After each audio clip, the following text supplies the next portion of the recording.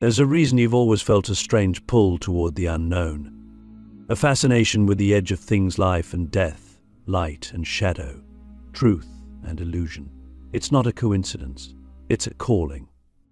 Because buried deep within you, there are powers, real powers that you've never been taught to access. Not because they don't exist, but because the world is afraid of what happens when you remember them. We live in a society designed to keep you safe, small, and predictable.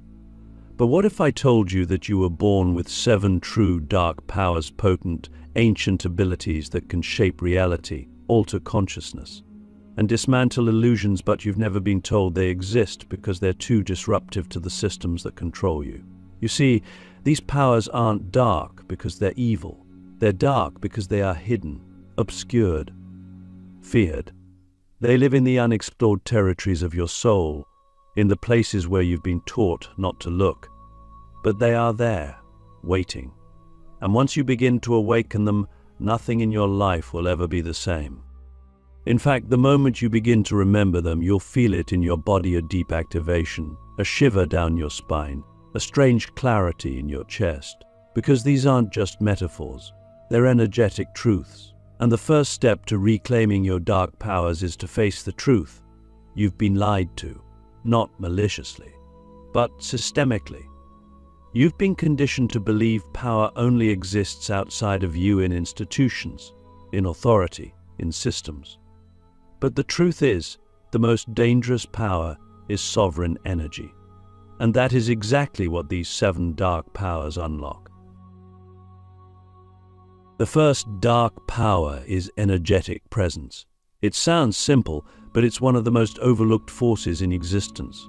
Your energy, when fully embodied, can influence people, shift outcomes, and bend perception. Most people walk through the world disconnected from their own field, leaking energy, absorbing frequencies that aren't theirs. But when you learn to call your energy back, to anchor it fully into your body, to own the space around you, you become a force. Not by speaking louder, not by being more aggressive, but by being so undeniably present that others feel you before you speak. This is the power that mystics, warriors, and true leaders carry. It's not charisma. It's not charm. It's energetic command. And the moment you stop outsourcing your attention, stop scrolling, stop scattering your focus, you begin to reclaim it.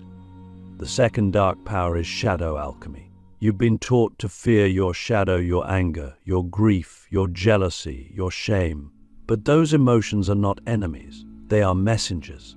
And when you learn to sit with them, not judge them, not suppress them, but listen, you activate one of the rarest powers on earth: emotional transmutation. The ability to take pain and turn it into insight, to take rage and turn it into clarity, to take grief and turn it into connection. This is not spiritual bypassing. This is spiritual technology. Your shadow is not a flaw. It's a furnace. And when you stop fearing your darkness, you become whole. What if your most painful moments were not curses, but keys? What if the parts of you you've been hiding are the exact parts you need to become who you were meant to be? The third power is inner silence. In a world addicted to noise, silence is radical. But not just any silence, the kind of inner stillness that allows you to hear beyond the veil. When you train your nervous system to be still, truly still, you begin to perceive things others cannot. You notice patterns. You feel subtle shifts in energy. You receive guidance in ways that defy logic. But this power doesn't come cheap. It requires discipline. It requires you to face the discomfort that arises when all distractions fall away. Most people run from silence because it shows them what they've been avoiding. But you must learn to sit inside it like a throne. Because the mind that can be still can see, and the one who sees becomes sovereign. The fourth dark power is intuitive knowing. This is not the same as rational thinking. Intuition is faster, deeper, and far more ancient. It's the voice you hear before the fear kicks in. The flash of clarity that doesn't come from facts but from resonance. You've experienced it before, those moments where you just knew something was right or wrong without knowing why. The tragedy is, most people have been taught to ignore that voice, to override it with logic, with consensus, with doubt. But when you begin to trust it, to train it, to follow it, you become dangerous to the systems that depend on your confusion. Intuition is a direct line to the field, to the unconscious intelligence of the universe. And every time you act from it, you strengthen it. Have you ever wondered how different your life might look if you had followed every intuitive whisper you ever ignored? These are just the first glimpses. These powers aren't fantasies. They're not fiction. They are skills trainable, measurable, usable. And the reason you haven't fully unlocked them yet isn't because you're unworthy. It's because you've never been taught they exist. But now you know. And once you know, you can't unknow. You can only choose: will you continue to live like these powers aren't real? Or will you begin to remember what you really are? What if the very things you've been told to suppress your intensity, your emotions, your knowing are actually the raw materials of your deepest power? Click subscribe to this channel to get more profound spiritual lesson. You were never taught how to use your fire. In fact, you were told to put it out, to calm down, to be more polite, less intense, less emotional, less you. And somewhere along the way, you started believing that your edges were a liability, that your passion was too much, that your instincts were dangerous. But here's the truth. Everything they told you to suppress was actually sacred. Everything they told you to hide was power in disguise. Your fire, your emotions, your instincts, your raw truth isn't something to be feared. It's something to be forged. And now more than ever, the world needs people who have learned to use that forbidden fire with precision, with depth, and with purpose. The fifth dark power is psychic rebellion. I don't mean rebellion for the sake of chaos. I mean the deep cellular refusal to accept illusions as truth. You've always felt that something was off, that the stories you were told in school, in society, even in some spiritual circles were incomplete. And that sense of rebellion, that sense of no, this isn't the whole truth, that's not defiance, that's discernment. You see through the veil, you hear the silence between the words, you feel the manipulation in the programming, and instead of falling asleep, you question. That's not a weakness. That's your mind aligning with your soul. The power of psychic rebellion is the refusal to be hypnotized. It's the ability to walk through the fog of illusion and recognize the architecture of control and then choose differently. Do you know how rare that is? How dangerous that makes you to the status quo? The sixth true dark power you carry is empathic absorption. This one is both a gift and a curse until you learn how to wield it. You don't just feel emotions, you become them. You walk into a room and suddenly you're carrying everyone else's sorrow, rage, grief. You think it's you, but it's not. You're absorbing because your field is open, sensitive, vast. And that can be overwhelming until you realize that this power, when trained, becomes a form of energetic healing. You can walk into chaos and transmute it. You can hold space for pain and alchemize it, but only if you learn the sacred art of energetic boundaries. This isn't about shutting down. It's about choosing what enters your field. It's about learning to distinguish what's yours from what's theirs. Most people drown in energy. You can become a filter, a transducer, a force that turns distortion into clarity. But you must stop running from your sensitivity and start owning it as a technology. And then we arrive at perhaps the most misunderstood dark power of all: emotional intensity. You've been told you're too much your whole life. Too deep, too emotional, too reactive, too sensitive. But what if I told you that your emotional intensity is the engine of your transformation? That it's not something to medicate or suppress, but to master. Intensity is not dysfunction. It's a sign that your soul is awake, that your nervous system is attuned to a deeper reality. And yes, it can feel volcanic, especially when it's been ignored for years.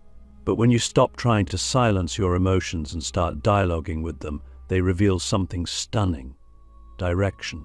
Every emotion has a message. Anger is a boundary. Grief is a release. Fear is a signal. Desire is a compass. But most of us were never taught to speak the language of emotion. Instead, we were taught to fear it, to numb it, to control it. But you can learn to channel it, to use your emotional fire not to destroy but to create. Let me ask you this. If you had never been told to fear your intensity, what would you have built with it by now? These powers, psychic rebellion, empathic absorption, and emotional intensity are not just traits. They're tools. They are the technologies of soul-level transformation. And they all arise from the parts of you that were never welcomed by society. Why? Because a person who owns these powers cannot be controlled. They cannot be manipulated with fear, shame, or guilt. They see through narratives. They feel what's real. They respond with truth, and that makes them sovereign. And sovereign beings are the greatest threat to systems built on control. So here's the question that changes everything.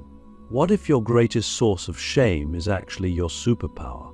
You've been told to hide your fire because your fire is disruptive. But what if this world needs to be disrupted? What if the old systems, the old stories, the old paradigms are meant to burn? And what if your fire is the match? There is one more power, one that overrides them all. One that, when awakened, changes not just your reality but the entire architecture of your soul's journey. It is the rarest, the most feared, and the most misunderstood. I call it soul hacking. It's the ability to consciously rewrite the script of your own incarnation, to override inherited patterns, social programming, ancestral trauma, and karmic loops not by escaping them, but by re-entering them with full awareness and choosing differently. This is not visualization. This is not manifestation in the pop spiritual sense. This is radical spiritual agency, the power to reach into the deepest lines of your being and say, "This ends with me. This changes now." You've likely felt it before. That strange moment of clarity where you knew without any external reason that you were about to make a decision that would either repeat an old pattern or crack it open. Most people miss that moment. They drift past it and call it fate. But you're starting to notice that pause before you react, that cold, quiet voice that whispers wait, that heat in your chest that rises before you speak. That's your soul trying to wake you up inside the loop. And when you catch that moment and choose differently, you don't just change your day. You hack reality. You send a ripple back through your timeline and forward into the future. You bend the arc of your destiny. This final dark power isn't about control. It's about ownership. Ownership of your energy, your choices, your frequency. It's the realization that you are not just a character in this story, you are the author. And while the script may have been written by trauma, by culture, by family, by fear, you now hold the pen. But here's the terrifying truth. Most people would rather stay in a story they hate than admit they can rewrite it. Because rewriting requires responsibility, and responsibility feels like fire to the ego. So what do you do with that power? How do you actually use it? You start by tracking your loops. Begin to notice where you repeat yourself emotionally, relationally, financially, creatively. What types of people do you attract over and over? What situations do you keep finding yourself in? What emotions seem to orbit you like moons? These are not coincidences. These are data. Your soul is showing you exactly where the hack must begin. But don't try to change everything at once. Start with one loop, one trigger, one reaction. And rather than trying to suppress it or rationalize it, watch it. Enter it fully. Ask yourself in the heat of it, what would I do here if I were completely free? This question is the blade that cuts through the matrix. Because most of your actions aren't free. They're reactions, scripts, reflexes. But the moment you ask what you'd do if you were free, you create a gap. And in that gap, your soul speaks. Sometimes it whispers something wild, something illogical, something that feels terrifying but true. Follow it. That's the beginning of hacking your fate. This power is so profound because it collapses the illusion of victimhood. It doesn't deny trauma. It doesn't bypass pain. but it declares, I will not be defined by what happened to me. I will define what it means. That is the ultimate act of spiritual rebellion, to look at your past and say, I will make medicine from this. But here's the catch. Soul hacking is not a one-time event. It's a way of life. It's a constant returning to the truth that you are awake inside a dream, and every choice you make either reinforces the illusion or dissolves it. And the more you practice it, the more you realize something breathtaking. Life begins to respond to you differently.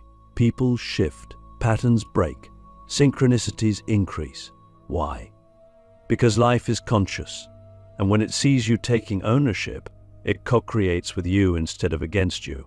And this is where all 7 dark powers converge. Presence, shadow alchemy, silence, intuition, psychic rebellion, empathic absorption, emotional intensity. All of them are access points to the soul hack. Each one gives you keys to different doors. And when you begin using them together as a system, as a ritual, you don't just change your life. You begin to change the collective field. Because here's the deepest truth. You are not just healing yourself. You are healing your lineage. You are healing the archetype you were born to inhabit. You are healing the archetype you came here to break. And every time you choose differently, you send a signal across time that says, it is possible. Let me ask you a question that might burn a hole through everything you think you know. If your soul came here to hack the system from the inside out, are you living in a way that honors that mission or delays it? There is nothing wrong with you. There never was. You've just been playing a role that was handed to you by a world too numb to feel your fire. But now you remember. And with that memory comes a responsibility to live as if you are awake, because you are. This is the moment where most people turn back. Not because it's too hard, but because the illusion of safety is so seductive. Because waking up isn't comfortable. It doesn't come with a certificate or a round of applause. It comes with silence, with trembling hands, with the quiet knowing that you can't go back to sleep. And yet, this is exactly where the real journey begins. Not the journey of learning more, trying harder, or fixing yourself, but the journey of activation. Of stepping into the field of life not as someone who's trying to survive it, but as the one who came here to rewrite it. The truth is this: you are already everything you're seeking. You've always been. The powers we've talked about, your presence, your fire, your intuition, your ability to feel, to transmute, to see through lies, to choose differently, these are not things you need to earn. They're not gifts some higher force will hand you when you're finally good enough. They are codes embedded in your being, waiting. And now they've been remembered. That's the activation. The moment you remember what you are, the moment you stop looking out there for permission to be powerful, the moment you stop asking the world to tell you who you are, you begin to generate reality from the inside out. But here's the part they never wanted you to hear. You don't need to keep consuming more spiritual content to become powerful. You don't need one more course, one more book, one more meditation app. You need to embody. You need to practice. You need to live the truth that has always been inside you. Because information is not transformation. Embodiment is. And embodiment begins the moment you stop waiting for the perfect moment and start making the present moment perfect by showing up fully in it. You are not here to be liked. You are not here to be understood. You are not here to be safe. You are here to be lit up from within. To be on fire with truth. To walk into rooms and change the frequency without saying a word.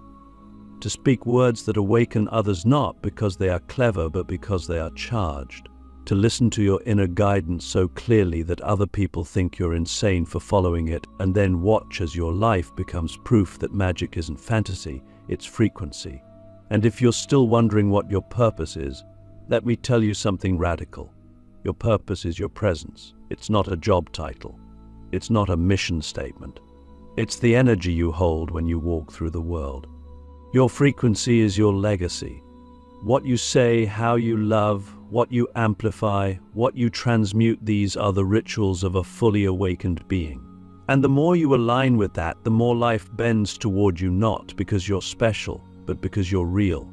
So here's your invitation. Stop waiting.